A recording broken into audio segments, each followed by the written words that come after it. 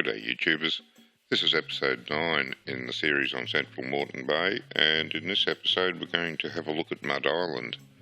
I've managed to find some information on the composition of the seabed around Mud Island, and I want to share that with you in this episode. So we're only going to get to Mud Island in this one. I think it's important to know what to expect on the seabed, like the areas where you can find hard coral, soft coral, weed, etc.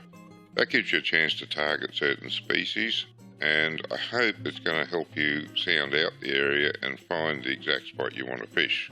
So I'm going to spend some time going through that. Let's get into it. Coming back across the bay to the west brings us to Mud Island.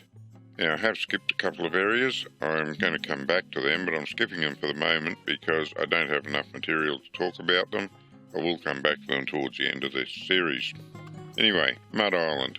That's the position of it. It's the northernmost of the small bay islands, and it used to produce some really good fishing back in the day. I have caught some there recently, but it's not as good as it used to be. At least that's the way I find it. I've overlaid a relief map of the ocean floor on this next slide to give you some idea of what it's like. Just bear in mind that it's a very large scale overlay, so you're not going to see a lot of the nuances that are around the island. You need to get your sounder out and sound around to find them, but just a rough idea of what to expect when you get there. And just as a side note, that underwater formation that I've circled near the bottom centre of the image reminds me of a meteor crater that I've seen on the moon, albeit a bit on the small side. Here's a fascinating little bit of history about Mud Island that not very many people know. I think most people know there's a gravesite on Nudgee where they buried the unfortunate passengers that died on the voyage out from England in the early days. But how many people know that before Nudgee they used Mud Island as a burial ground? According to the stories, if you were very lucky and died at high tide, they'd carry the coffin into higher ground and bury you there. But if you weren't lucky and you died at low tide, you got buried in the mudflats. And apparently none of these graves are marked, so they're just all over the island in unmarked graves. No one really knows how many people are buried on the island, but given that there was a 5 to 10% mortality rate in passengers coming out from England in the early days, there'd have to be a fair few coffins scattered about the island. And since the graves are unmarked, I guess we'll never know. And there you have it, a little bit of gruesome history from the early days of Moreton Bay settlement. Anyway, as fascinating as that is, and I do love a little bit of history, you're not watching this video for a history lesson, you're interested in fishing, so we'd best talk a little bit about that. Now this side's a spot map taken from a survey of the sea floor. It describes what's on the sea floor. It's only a spot survey, and if there's any mistakes in it, they're totally my mistakes because I just drew this by looking at the original survey and then transposing it onto the map. So it's approximate, but it should give you a pretty fair idea of what's down there. This next map's from the same survey, just a different interpretation of it. I think the important thing here is the pink areas where it says it's sand, algae and patchy coral. But patchy coral is the bit that's important in my opinion because I think that that's what attracts most of the fish, and that's what you want to look for on your sounder. In this slide I've just isolated out the areas where they say there's sand, rubble, algae and patchy coral, just hopefully so you can get a clear idea of where to look for that sort of thing. This next slide shows the areas that the survey has identified as being predominantly soft corals. Now that's not to say you won't find soft coral in other areas. I know there is soft coral there because I've pulled it up on my hook at times. And this slide shows the area that the survey has identified as predominantly hard coral. Now I'm inclined to dispute that just a little bit, and I could very well be wrong because I've never dived on Mud Island and there's no substitute for the Mark I eyeball in assessing the bottom. However, I have seen what I took to be areas of hard coral on the sounder over the years, and again I'm not the best at interpreting sounder images, but I think there are some small patches of hard coral around the island. And you can take that with a grain of salt if you like, because I can't prove it, I haven't got any pictures and I've never dived on it, but that's what I think. In this final slide that I derived from the survey of the seafloor, I've tried to show what they say is the distribution of the soft coral along the southern and southwestern sides of the island. I'm not sure about the pronunciation. It's marked on the map as Jay's Reef, but I've always referred to it as the North Reef at Mud. Anyway, there's a nice patch of reef in there, quite close to the North Cardinal, and roughly where I've got the mark. If you sound around that, you'll find some drop-offs, some reefy patches, some holes, etc. And you should find some fish there as well. From memory, there's a patchy reef that runs from there, nearly all the way in towards the northern tip of Mud Island. That was a good place to fish back in the day. You could rely on getting a catch there. There's a lot more people fishing these days, so things change. It's been quite a few years since I've fished that particular spot, but it's certainly on my nostalgia list to go back and visit it again and just see what it's like these days. As I've said before in these videos, there's so many places to fish in Moreton Bay, and I have so little time to fish them in that it's hard to get around them all, but I do enjoy going to new spots and finding new ground. That's almost as good as, well, actually it is as good as fishing. I really enjoy just being out in the water, so sounding around and looking for places is pretty much as good as fishing and catching things.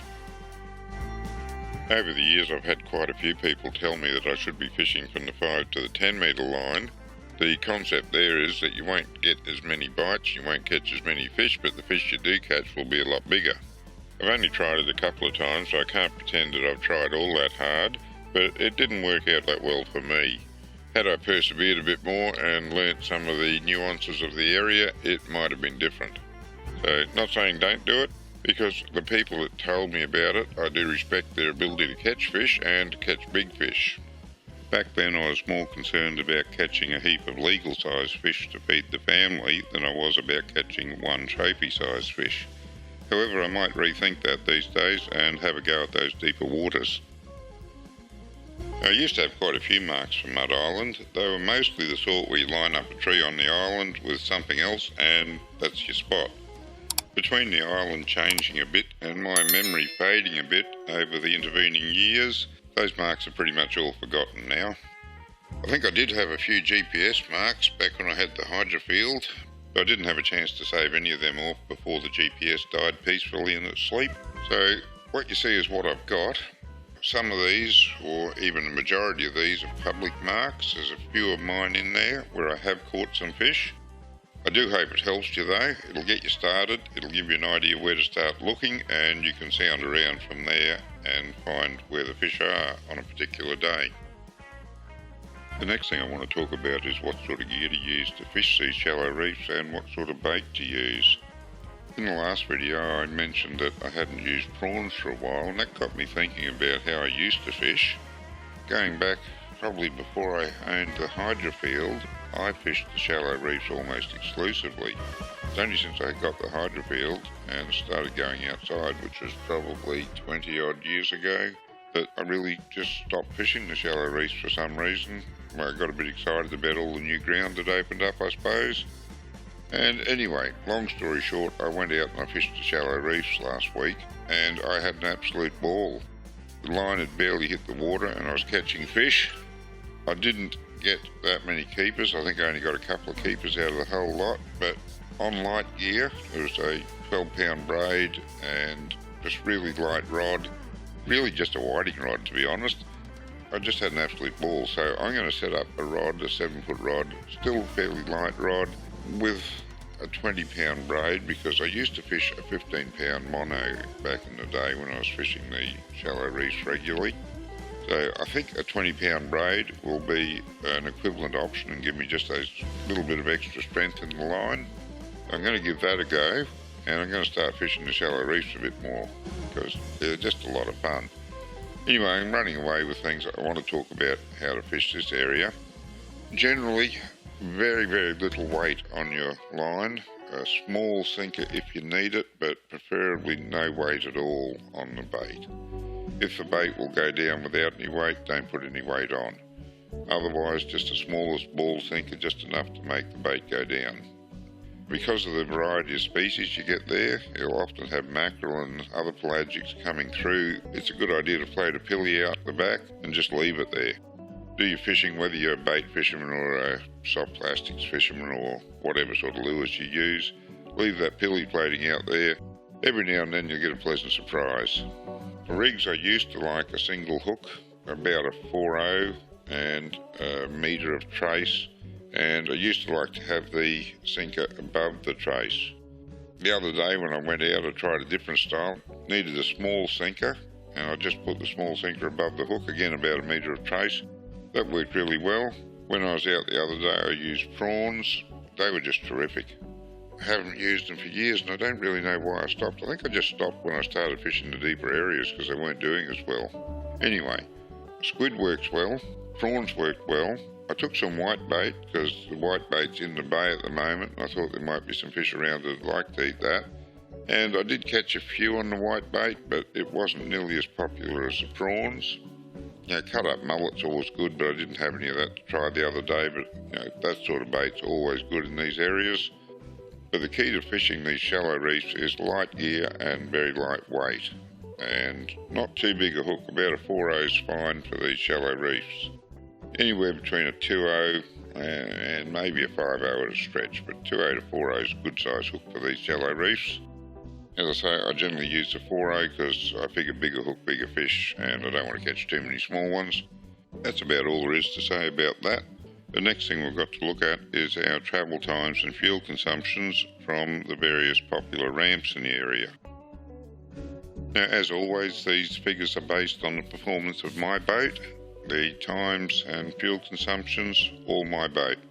It's your responsibility as a captain to make sure that you have enough fuel on board for your boat and to look after the safety of your passengers and crew. Legal disclaimers done, you can base your estimates on these distances at least. They're pretty accurate. Allow some extra fuel in case the weather turns bad.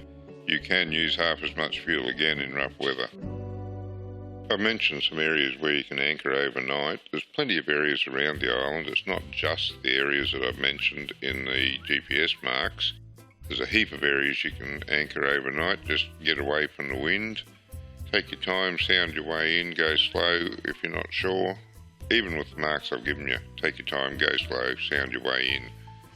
Anyway, what I wanted to say about this slide is that there are a few areas around the island where you can get off onto a sort of beach. I've never taken anything other than the tender off the big boat in there, and of those areas I've always preferred the northern tip of the island. But as I said, there are other areas, just take it easy, sound your way in. Some of them get pretty shallow, but if you take your time and go slow, you can turn around and try somewhere else if it doesn't work out for you. The key to going anywhere where the water's shallow and you haven't been there before is to go ultra slow. Like put the thing in idle and just idle in. It's not a race and it gives you time to get out of trouble if you start to get into it.